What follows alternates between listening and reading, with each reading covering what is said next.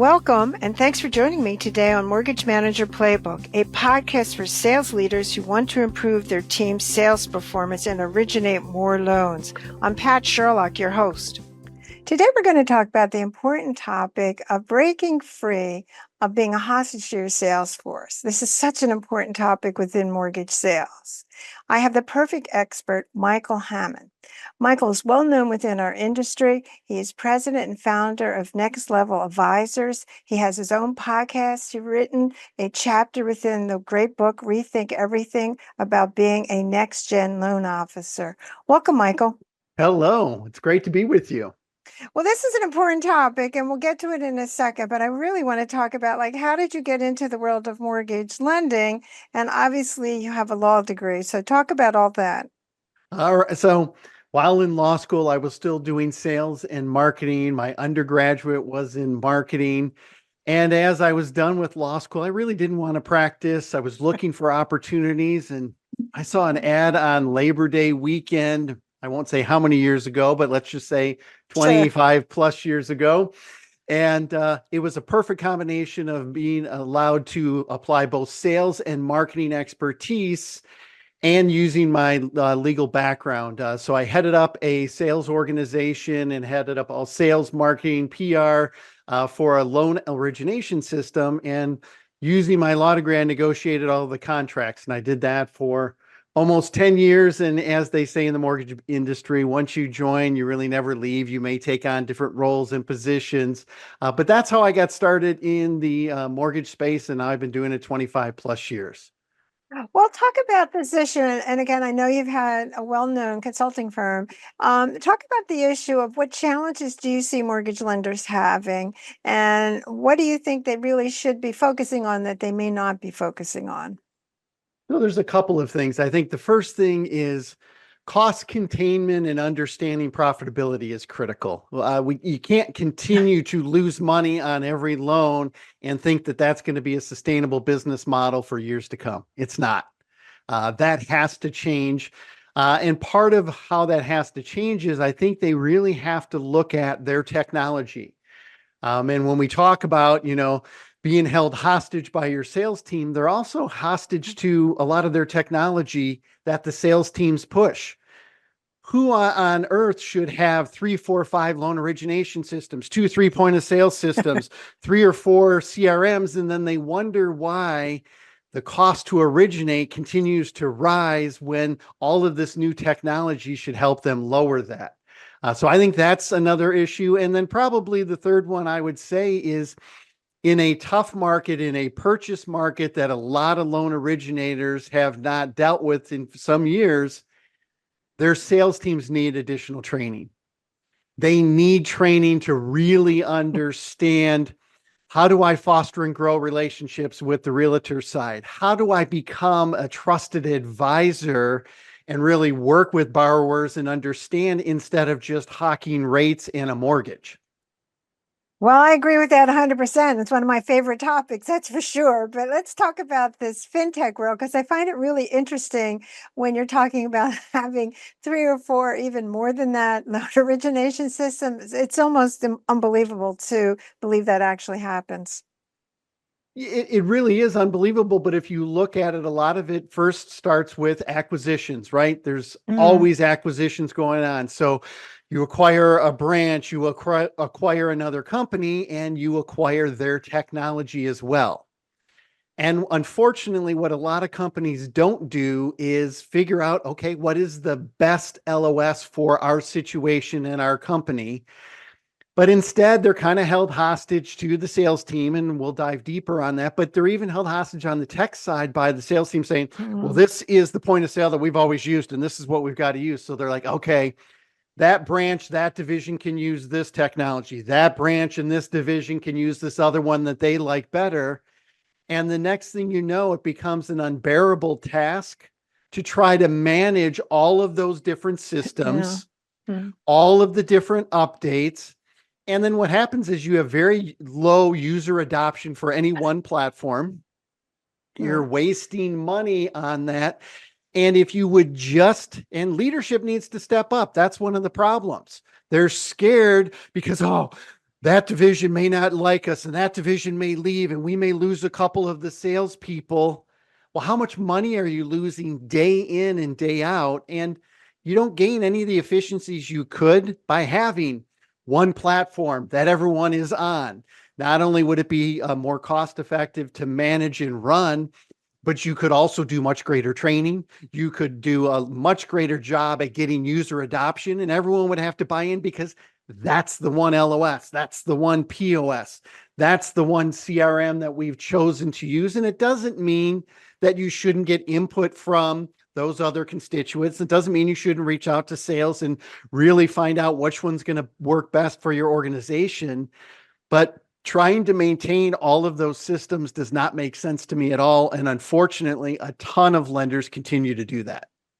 Well, that's a great jumping into our topic today to talk about being held hostage, because I agree with you. And of course, you and I both have been in this business a long time and have seen everything from the depositories to the independent mortgage bankers and so forth. And I would have to say that if you had to really describe the setup within our industry, you would have to say that most leadership is really held hostage. And it's reflected by the fact this is what I want you to kind of share, is it's reflected by the fact that we kind of accept high turnover, which the industry has had 40% for a very long time. And then the other side to it is this constant churning of people that ends up happening. So therefore, when we lose a top producer, our whole world kind of collapses because there's nobody to replace them. Share what you kind of see. So there's a great quote by Jonathan Core, used to be the CEO of ICE Technology, and he Sure. said, in the mortgage industry, we have a huge propensity to use human spackle, right? When rates are low and things are good, what do? We throw a bunch of people at it. Yeah. And then when rates go up and volume is down and markets conditions are challenging, what do? We start cutting people. And it's a vicious cycle inside the mortgage industry that we think we can just improve volume by throwing people at it. And so we don't train properly. We don't educate properly. And then when you lose posture and you really don't take care of your people, and one of those top LOs go in a down market, you feel, oh my gosh, what are we going to do? How are we going to get that volume back? And part of the problem, go ahead, Pat, you were going to ask me something. Yeah. Well, you raised a really good point. So talk more about it. Okay. And I think what happens is it starts off with a lot of the people that are in leadership now, especially at IMB, especially at a number of the mortgage companies. They started their career in sales and they rose the ranks because they brought in a bunch of volume. They started producing. They brought on some of their buddies who were top producers. Yeah. So they have a sales mindset that they almost overcompensate for within the organization. We don't want to fail in the sales team. They're the economic engine that helps us grow. And so you have no posture, right? You're held hostage to those sales individuals, and then they start dictating their terms, right? And soon as that happens, everything is out of balance. Instead of everyone rowing in the same direction, everyone working towards the same goal, you have a number of the top producers only looking out for themselves, only on how can I make a buck? And I'm going to demand this technology. I'm going to demand these resources. And if you don't give me this, I'm going to go elsewhere. And unfortunately, because we've continued to give, we don't have any posture. And when they do go elsewhere and you lose that big chunk of volume, it's problematic. So that's, I think, where it starts is, how did we get to this point? We started throwing human spackle to solve issues when volume, because we didn't manage capacity properly. We didn't set up technology correctly. We didn't have full buy-in and full user adoption. And then we don't take the time, and you know this far better than I do, to train the people that we do have, right? The top producers are probably going to be top producers at most of the organizations they go to.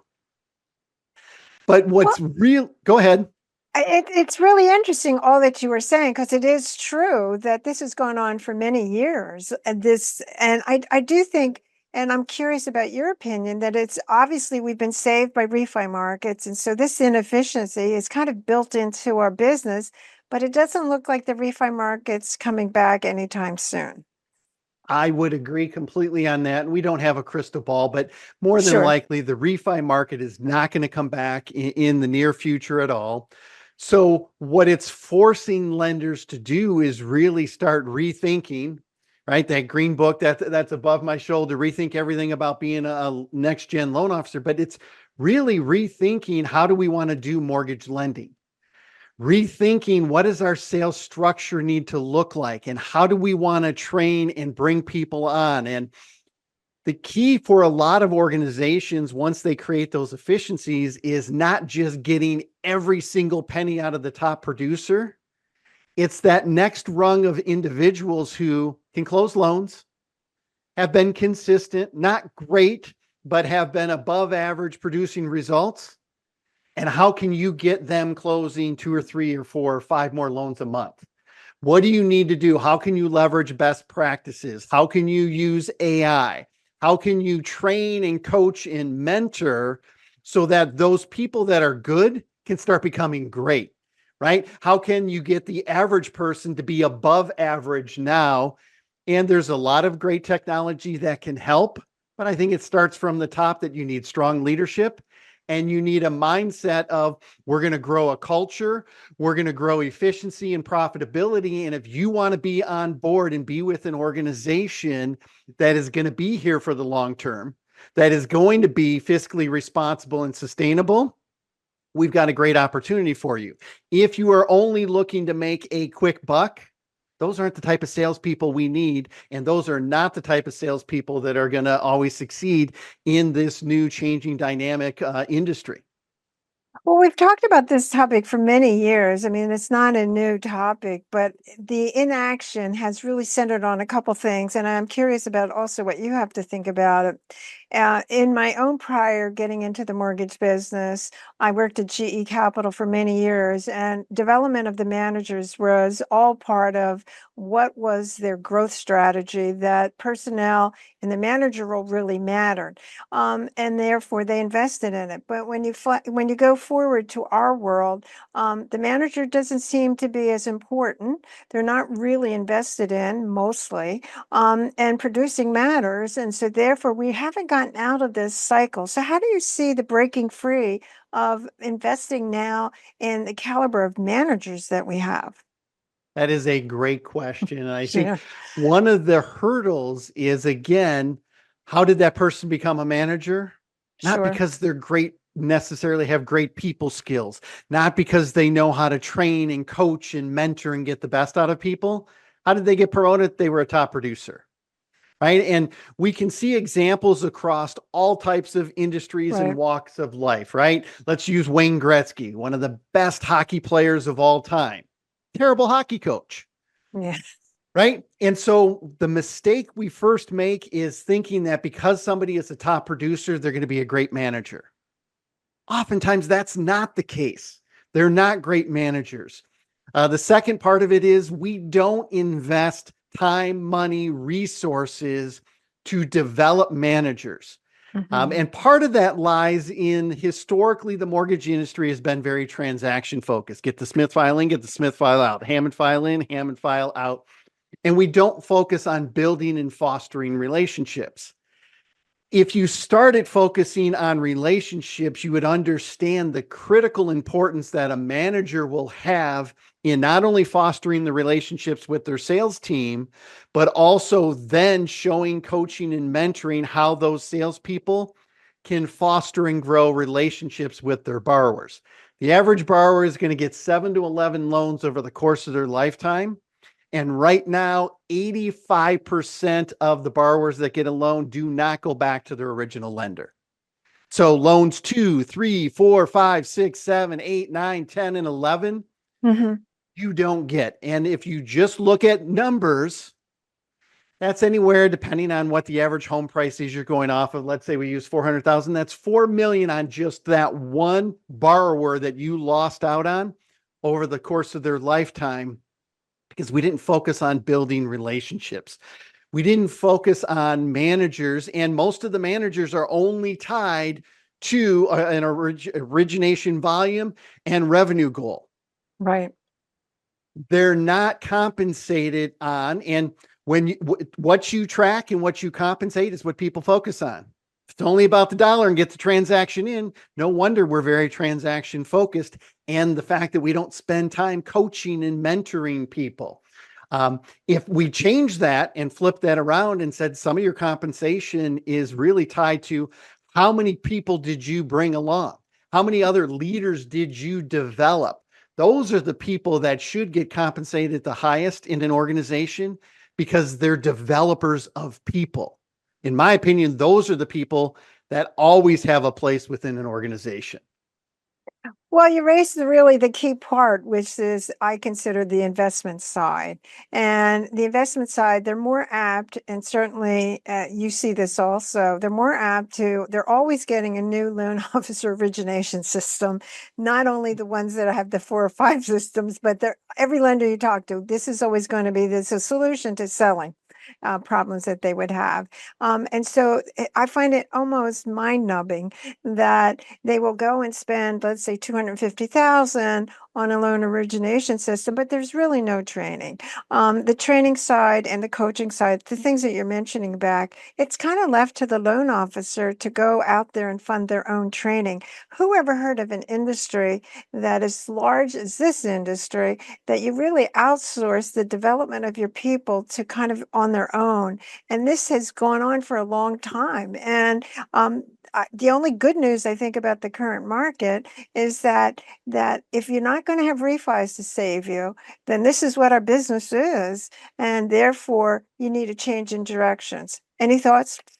Oh, I couldn't agree more. And when you leave it to the individual who's busy trying to get deals in the door, are they going to spend a lot of time studying and researching their POS or their LOS? I mean, think about it. Every one of us has one of these smartphones, right? Sure. Most of us only use about 20% of its capabilities at the most. And that's something we all use each and every day as a critical tool. What do you think those numbers are for a POS or an LOS? They know the 5 or 8 things that they need to do to get a loan in. But they don't really look at it and say, how much more efficient could I be? I've taught a number of classes on how to master the art of manufacturing a loan. And it's amazing on how many people don't even really understand all of the steps that they have to go through, how much time they spend, what resources they go through. They don't even quite know the systems that they go into. Same thing with leadership. We talked about leadership. Leadership doesn't even know most of these systems.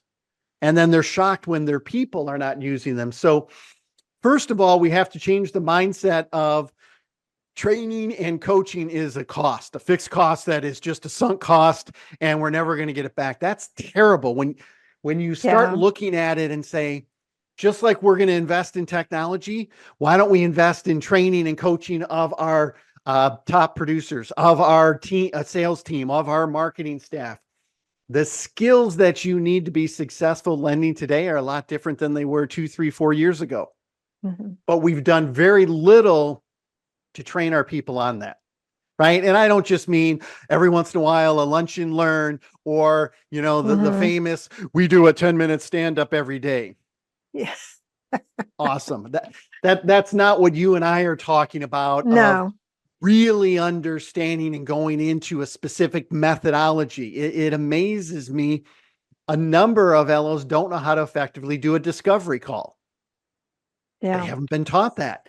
They don't know the right questions to ask. And that's why they get hammered in a purchase market, because all they know how to talk about is rate. Right. Yeah. Talk about and understand the debts and all of the other things. And why is that borrower looking for a home? Are they looking to upsize? Are they looking to downsize? Do they need more bedrooms? Do they need a different school district? Do they have a retirement fund that is good? There's so many factors that if you took the time to foster and grow the relationship and understood those, people will see you as a trusted advisor instead of a salesperson just hawking a mortgage. So we've talked about some of the challenges and how it basically has certainly evolved, and this is what we see in our business. So, what are the things, the bright spots? Are you seeing a recognition at the senior management level that now's a great time to change? I mean, I have to say, frankly, I talk to lenders every day, just like you, and I still see really kind of the old thinking in place, as if the refi market, whenever the Fed reduces rates, that's when we're going to do our volume. What are you seeing that shows some, like, maybe light at the end of the tunnel? So I'll first agree with you that there's still a lot of the mindset. I saw a post today, somebody saying, it looks like September may be the date for refis, and they think that's going to be the magic button. It's not. But there are some bright spots. What I see is just like if you look back, right, 2008 when the market crashed, hmm hmm the top lenders at that time are not the top lenders today. Right. What that did was it created an opportunity for some lenders to lean in and start looking at technology different, start looking at how they ran their organizations differently. And those are some of the biggest producing lenders right now. I think the same thing is starting to happen where some lenders are leaning in. I've had a number of discussions, a number of lending CEOs have reached out to me recently and said, Mike, what does the sales and marketing team of the future look like? hmm This is how many people I currently have in my marketing department or on my sales team or on my sales support team. With AI and with all of these new things that are happening, do I need that many people? Has their skill set, does that need to change? Yeah, Right. on a marketing side, used to be a lot of the creatives. You still need creative. I'm not saying you don't need some creatives, but if you don't have people that understand data and analytics and hmm statistics and sentiment analysis and all of those things, you're going to fall behind. So the bright spot to me is it's not happening as quick as we'd like, but some lenders are leaning in and realizing this is an opportunity now to really restructure, reorganize my business, get much more efficient with my technology. And if and when the market turns, I think those are the people that are going to gain significant market share and, more importantly, really own the customer and borrower relationship. So, but when you look at the lenders, and certainly what I still see in the space is that the lenders are still viewing that the development of the personnel, all of the things that you're talking about, is a cost center that ties itself to the branch system, the decentralized approach to how we originate loans, which raises the question, the viability of that system. Because I think at the end of the day, the corporate component is really, well, okay, we're the manufacturing side, they have to do everything else, and we charge them for it, and that's pretty much the dominant strategy that most lenders have. If you want to have a corporate culture, or you want to have a corporate sales strategy and philosophy that is throughout the organization, it needs to be centralized at the corporate level. But that isn't what you are currently seeing, and that's never what it's been. It's always been the same way that, okay, the branch people are going to pay for all of this. How do you see this playing out? Well, I think some are going to continue to kick the can down the road for as long as they can. And you're going to see some of Sure. those organizations shut the doors. Let's just be honest. You can't year after year lose 500, 600, 1,500, 1,800, 2,500 alone and hmm expect to be in business for years to come. That well is going to dry up. And I think the ones that are starting to see that are now starting to approach it and understand you can still have a branch model. Doesn't mean that the branch should have to absorb all of the cost, right? Because there are advantages with the branch model in the sense of they can be very local and hyper localized. And that can be a huge advantage when you're fostering and trying to grow the relationships. But more than anything, leadership from the top down has to understand that the market is changing and they have to change their organizational structures. They have to embrace development of people. How do we develop our managers? How do hmm we embrace the technology and not just spend technology on the shiny new object, but hmm really understand, well, we already have this LOS and we're only using 15% of it. Before we go out and buy another one, Yeah. Why don't we really take the time and understand? And I think that awareness and willingness to say, how are we manufacturing a loan? How do we sell to current borrowers? What have we done in the past to foster and grow relationship with realtors?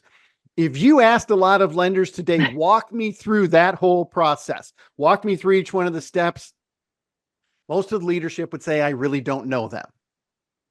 That's a problem. That's a big one. But my view is, and I'm curious also in your thoughts, is that why isn't the setup, and again, I've been in the business a very long time, why isn't the McDonald's setup? Yep, you have local franchises, but they have to operate under a certain methodology.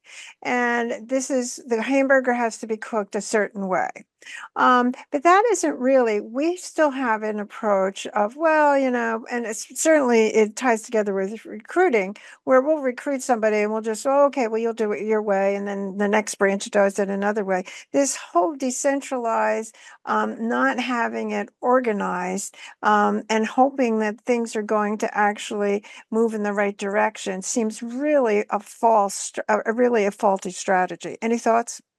Yeah, and I think it goes back to the whole premise of our discussion of being held hostage to Sure. that sales team. When you're held hostage to the sales team, when they say, I don't like that LOS, this is the only one I use. Oh, okay. You can keep using the one you're using. Hey, Yeah. this is how I do it. I have an LOA and I have these other 3 team members, and I'm going to keep using and doing it the way I've done it. Okay, as long as your volume's up, we don't care. Right. That's a Right. problem. When we're only focused on volume and we think that refi will save the day and that Right. cyclical cycle will come back sooner than we want, then we just keep doing what we've been doing. Well, guess what? The refis aren't coming back, at least not anytime soon for most indications. And so the days of being held hostage to it, and I don't want to sound like we're bashing loan officers or anything like that. I Yeah. think it's Right. more of a leadership issue. The I do. LO should fight for the systems that they believe in and the processes that they believe in. But I think where there's that gap, where there's the big problem is leadership not really owning and saying, we're going to select one system. Here's another problem. You know this as well as I do, how many different commission structures there are throughout all these organizations.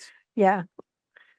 Hey, here's what we're going to do for you, Bob or Mary. Don't tell anyone. And we're going to write this in. Really? To your point of each franchise, this is what the franchise gets. This is what they pay for these fees. This is the support they get, right? When you can start controlling costs and do it very effectively, then you, even in a tough market, you can be very profitable. But leadership, in my opinion, is the one who has to step up to the plate, and they have to say, this can't keep going on.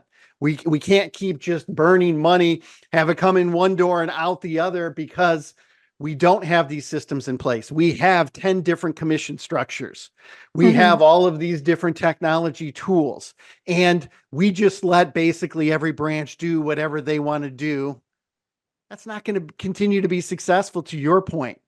But it's not really the loan officer's fault. It's not the branch manager's fault to say, this is how we've done it, or this is the system I like. It's because up from above, leadership has not taken the stance of, here's why we're going to do this. And part of it is they don't know the technology well enough. They don't know what will help and what won't help. They're too scared and held hostage by the sales teams to just say, well, we'll just let this branch run the way they're running, and we'll let it run with that commission structure. It takes very strong leadership and being willing to lose some of those top branches for the bigger goal down the road of having a cohesive model that is sustainable and profitable, right? Because we're very short-term thinkers in the mortgage industry. Right. What are we going to do this month? What are we going to do this quarter? And if something ruins my numbers for this quarter, God forbid, well, what if, you're going to take a few punches to the face because you took a hard stance and you lost a couple of those branches, but come 6 months, 12 months from now, you're one of the most profitable in your region. That is the greatest competitive advantage you can have. Well, it's interesting that you raised that because I want to talk about solutions. And the solution is, I think, one of the fallacies within our business is that they don't recognize that in other industries, in addition to our own, having a bench matters. So whether it's a sports team, whether it's any other vehicle, you're talking about this constant. If you're going to say, well, we're going to keep our model the same, but we need to have a bench. So when they leave, I already have the next player to come into place because I've developed them to my systems, to my process, and so forth. But the bench component is always being defined as other originators that are not necessarily the best producers, and we fill ourselves up with really ineffective personnel. And if you look at the data from Ingenious and all these other companies, 50% of the sales force are not doing any production. And Right. it raises the question that, well, all right, we got to change that whole strategy where we bring in a bench player. And my view is to bring in younger people. And this has been talked about forever. And I see it in the training classes all the time is the younger, not tied to what our business was. These people perform very quickly if they are developed, as you say. And that's the real key point. Are you going to commit to develop them? Most management teams say, well, I can't wait that long. I need to break even faster. What is your thoughts? I couldn't agree more. Because again, they're very short-sighted of this is Sure. what I got to hit this month and this quarter. There is very little development of the people. And if there's very little development of your people, how could you ever expect to have a bench that is ready to Cannot. come in? Whether if for whatever reason, not just somebody leaving, somebody could have a health condition, somebody could have to Sure. leave for all kinds of things. And you're shocked then that you don't have somebody who can step up. Hmm. But again, it goes back to the mindset of the leadership of, I agree. is leadership going to commit to the development of the people and invest in the people? And one of the things that they always argue is, well, these people aren't loyal and they're always going to leave, so I can't throw money Right, at it. right. Okay, and around we go, and you never develop them. They Yeah. leave, and we're in the same boat we've been in for the last 25, 30, 40 years in the mortgage industry. Well, I agree with that one completely. I've heard that one a million times myself. So again, Michael, why don't you give a couple strategies that you think could maybe really free these individuals, these lenders, into really redressing and not being held hostage to the sales force? First thing I would do is very systematically approach, what are we doing in our organization? How do we get new business? Right? Who are the people that are successful and what are the methodologies and the path that they follow to close that business? Who are the ones that are best at, and really start analyzing and almost first take the people out of it and understand the processes, the Hmm. methodologies, the Hmm. systems. And when you start walking through that, if you were an executive and you sat with someone and they had to go into 6 different systems to originate a loan, you'd be like, well, this is crazy. Why the hell are we going into all these systems? Exactly. Why Sure. are we? So I think that would be the first place I would start is you have to do an assessment internally and actually take the time to understand how you bring business in the door, how you walk through all of the processes. And I think their eyes would be wide open to all of the different technology they're using and all the inefficiencies they have. Once you understand that model, you can start working on what are some solutions to streamline, create greater efficiencies, and start eliminating all of those redundancies. With that model, then it's a lot easier to be stronger and bolder with your culture of, Hmm. here's how we're going to do it. Here's why we're going to do it this way. And then you got to lean full in on, I'm going to develop the people because we know this process and this methodology works. And Hmm. we've got to do everything we can to get everyone on board. And that's where you start developing the right culture. That's where you start doing the right training. And more importantly, then you start having a wide bench and a deep bench. So if somebody does leave or if somebody does get promoted, you've already got people that know the way you need to execute and do the loan, how to use the right technology. And then the last one is you have to have people looking at, Yeah. what is the technology that is truly going to have an impact? AI is not going to go away. The quote that I love is, AI won't take your job. Someone who knows how to use it will. Right. And that could be a loan officer, that could be the marketing teams, that could be the ops people, it could be your developers that are creating systems. AI is not going to go away, just like the internet didn't go away. But you still need subject matter experts to prompt the AI and know how to fully maximize the AI.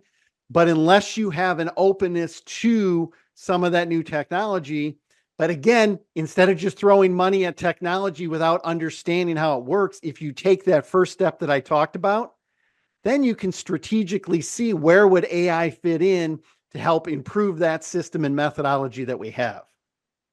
Well, I'm excited about that because I agree with you 100%. And I do think it lends itself to the whole issue of, this is the time now to recognize that maybe some of the workforce that we do have can't make that transition. And so therefore, we have to recognize this is not a temporary phenomena. This is something that is going to be around, as you say, for a long time. And those that know how to use it are the ones that are going to be successful. And frankly, when you look at the top producers, they're using it.